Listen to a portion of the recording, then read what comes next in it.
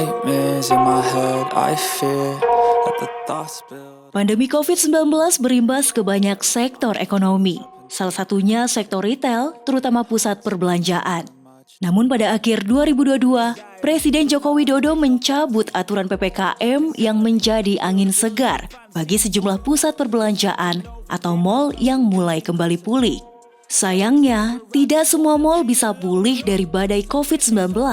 Ada mal yang hingga kini masih berjuang menghadapi masa-masa sulit, terutama karena sepinya pengunjung. Padahal, mal-mal ini terbilang cukup legendaris.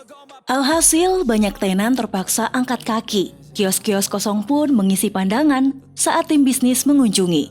Sebenarnya apa yang membuat mal-mal legendaris ini bisa mati suri? And it haunts me somewhere much deeper. I got nightmares in my head, I fear that the thoughts build up until I can't hear. Musim pandemi COVID-19, seluruh mal terkena dampak dari aturan PPKM yang membuat mal kehilangan pengunjung dan secara bertahap, kios atau toko pun terpaksa tutup. Seperti yang terlihat di Mall Blok M, Ratu Plaza, dan Harko Glodok. Ratu Plaza yang dulunya merupakan mal kelas atas, sekarang kehilangan gemerlapnya akibat banyaknya tenan yang tutup. Suasana lengang juga dirasakan di Harko Glodok, Jakarta Barat. Harko Glodok dahulu menjadi pusat perbelanjaan masyarakat saat mencari barang-barang elektronik. Setelah direnovasi, menurut pantauan bisnis, masih banyak kios yang belum terisi. Lalu di Mall Blok M yang dulunya ramai, saat ini hanya tersisa 3 tenan pakaian. Lorong panjang yang biasanya terisi oleh berbagai toko, sekarang hanya tinggal pemandangan rolling door tertutup. Salah satu tenan yang berada di Mall Blok M pun menceritakan bagaimana dirinya harus tetap bertahan di tengah kesunyian Mall Blok M. Yang 3 bulan pertama tuh, 3 bulan pertama, orang kan itu 3 bulan pertama benar-benar gak ada orang. Yang lewat aja gak ada. Sewa tetap bayar. Yang ibaratnya situ bang, kalau sewanya ibarat kata cuma servisas doang gitu kan. Mungkin orang masih bertahan lama ya.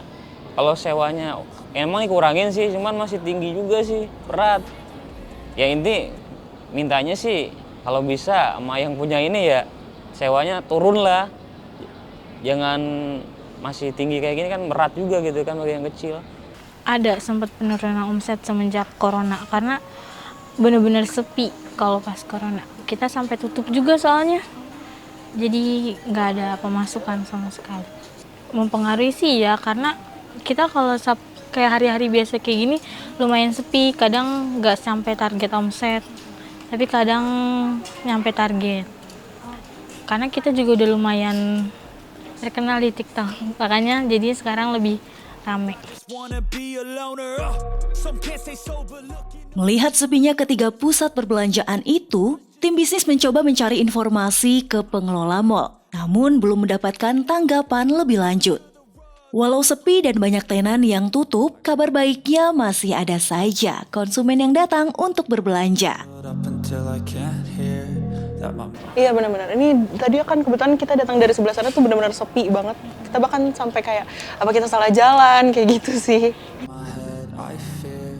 Alphonsus Wijaya selaku Ketua Umum Asosiasi Pengelola Pusat Belanja Indonesia atau APPBI menyebut penyebab sepinya mal yang dulunya ramai bukan semata-mata karena COVID-19.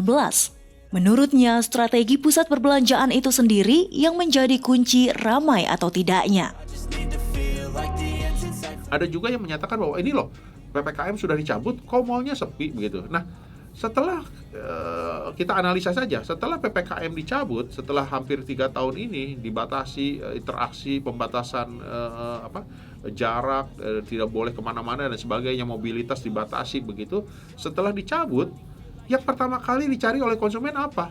Bukan belanja, tetapi berinteraksi. Karena selama 3 tahun dilarang berinteraksi gitu kan, dibatasi. Jadi begitu dicabut, yang dicari pertama apa? Fasilitas untuk berinteraksi.